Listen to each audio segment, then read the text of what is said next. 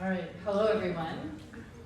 As you can see from our slide, we did an ideation workshop on low and middle income homeownership, where we started with the project. The original idea for it was to run a 2-day design thinking workshop on housing, but we weren't really sure which aspect of housing we wanted to work on. With the support of Marnie, thank you, we reached out to a few folks and ultimately found a great partner with Wayne Shen of the City of Mountain View Housing Department. And so his team was working on the city's strategy on low and middle income homeownership, and he had this vision that a design thinking workshop could help him with his outreach to his ecosystem in housing. Different approach than was normally taken, and we really appreciate him taking that risk. So the City of Mountain View currently has 40% homeownership and 60% renters. That's flipped of most cities. And so the City of Mountain View is very interested in changing that. And the avenue that they're hoping to use is condo development. And with that, I'll hand it off. Okay, that one.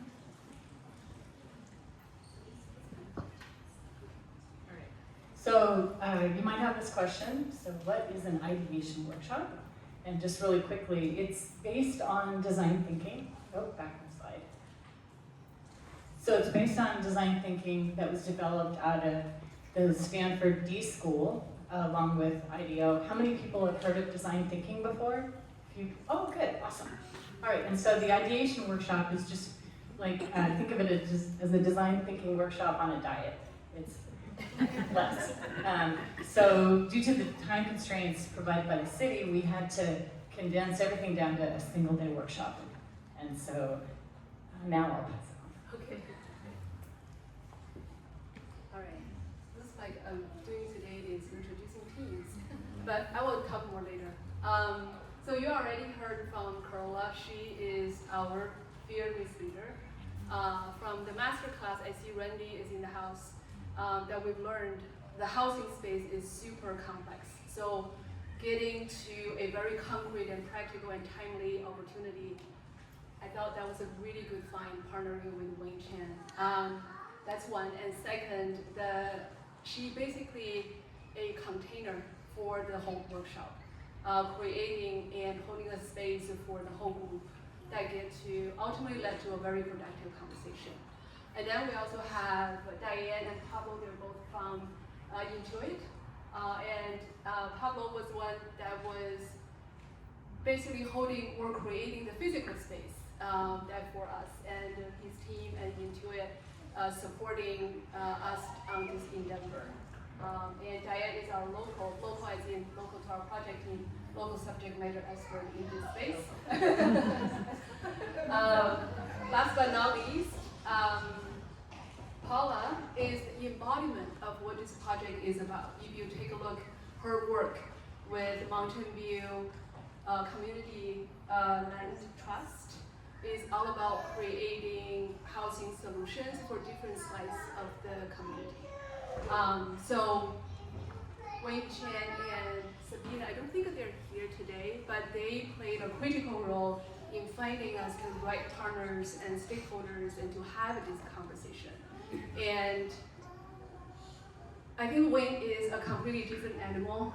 She just brings so much heart to what she does, what he does, and his sincerity and desire to solve the problem very contagious. Make all of us want to help him. So with that. Alrighty, Diane Brown is my name. Wayne really was instrumental in curating a really key group of stakeholders that are involved in the entire ecosystem of developing housing. So this list and these wonderful people and participants, ranged from the whole, from when you think about site selection to the end buyer who's buying it. So it was land use policy, developers, architects, people who finance developments in housing, affordable unit experts and organizations. So it really went across the whole ecosystem and was a really diverse, great group of folks that input into this project. And then we'll move on to the next slide. What Corolla guided us through in this design workshop was really, as you all know, with design thinking, was really going broad to go narrow. So we had this whole wall of pain, as it's affectionately known, of like what are the biggest pain points to develop a condo in the city of Mountain View. So everybody went solo and put together what their biggest pain points was on that journey. Again, from site selection, through purchasing, through construction, through selling, marketing, and to the end buyer. And what we did was we consolidated those into key themes, and those themes were the biggest 4 pain points being litigation, time, fees, and cost. So on litigation, pretty much any condo development that comes out of the ground, you can be guaranteed there's going to be a lawsuit. So we're like, how do we de-risk that process? Construction defects, HOA financial exposure, it's embodied with lawsuits and litigation. The next one was time. So for any developer, time equals risk, and to get a project from start to finish, it's at a minimum 4 years. It could even go up to 6 years. That is a really long time for holding land, cost, risk, market changes. So there's another big pain point. Fees. Condo fees are generally higher. They're about 10% higher than apartment fees. Again, another big barrier, and just does not help these projects pencil out. It's a big deterrent for developers. And lastly, cost. Just the market, the way construction costs have gone over the last 4 or 5 years specifically are extraordinarily high, and the cost includes the cost of construction and the cost for fees and permitting. So those are the biggest pain points that we identified, and then we spent the next part of the afternoon talking about what solutions we could think of and what big, bold ideas could help us solve this problem that we then could take further with the city. Next slide. All right, so I'm going to talk about a couple of the key opportunities. We broke into teams of 3, so each table came out with a group of options that we presented out. So the big ones we talked about, table 1 were de-risking the process, and this goes back to the litigation and the comment I made about lawsuits earlier. And the only way we could figure that you could solve this problem was there's a Canadian approach or European approach where they give home warranties, and the home warranties covers all of that. That will remove all of the litigation and the lawsuit risk. So how do we get to that point? And the other big, bold idea that Table 1 came up with was district infrastructure. So taking all of the cost of infrastructure and services out of a development to enable development to happen. This would be a collective neighborhood approach which the city would partake in, which would have many layers attached to it. But that would reduce overall costs. It would give the city to hold a ground lease of city land, air rights go to developers, and then you get a massive shared infrastructure that sits underneath. Yeah, so I was part of the table that was actually very interesting. We had a developer, we had a mortgage broker, and then we had an architect. And through that conversation, the mortgage broker continued to make an emphasis in tenants' income. And at first it did resonate, but he kept pushing and pushing and pushing, and to the point where it just sparked some thoughts through conversation.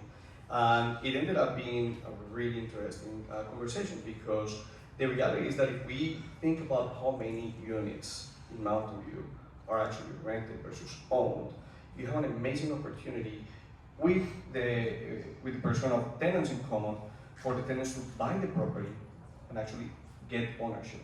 So that developed into a whole concept, and something that we have obviously shared with the city through this workshop, and it has the potential to potentially explore so that renters can actually learn how they can achieve that. Instead of developers buying the property, renters taking ownership of that. So from my table, we're focused on both something we can do tactically as well as long term. Tactically, the idea was, okay, do we really need a park fee? Can we do some pilot? And just for a couple of years, no park fees. To reduce the financial burden. As one example, there's a couple more examples. As far as the fast pass, can we streamline our process, leverage AI, et cetera, et cetera. And the last bit, when it comes to transparency, actually what's behind that, it has to do with the trust among the different players. Like it's really important to remove the us versus them mentality. And I think that's what that room embodied. For instance, I think during Pablo's table, that TIC idea came up, and the market rate developer actually was that was brilliant. And that idea with me, and he doesn't have to do anything, right? No business for him, but he was a chairman for that. So what we distilled down on this slide, if you throw out to the city people, if you throw out to like some of the developers, they, without being in the room, they will say you are crazy. But what happened in that room is the exchange and is the trust. Only with the trust there is transparency. So that's what we want to be able to bring. I mean, that's what we did for that very short window, couple of hours. But I think that's what's truly needed in this space. Okay, so what's going to happen next? Wayne is going to take this forward because this whole project is about supporting his outreach effort, and it's in very good hands.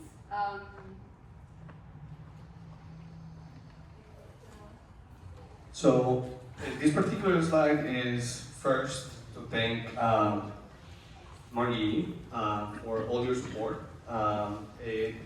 City of Mountain View.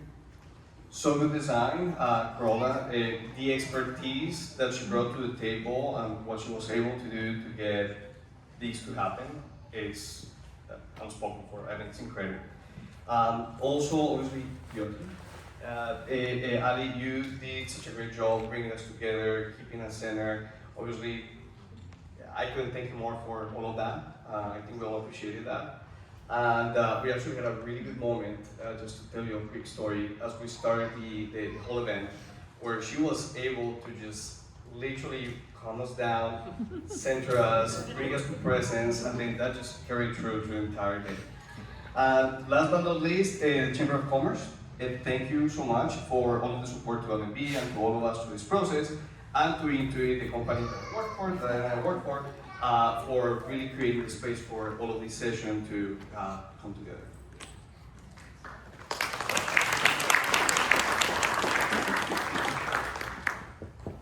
Before we close, we'd like to leave you with a thought that reflects the power of collaboration action.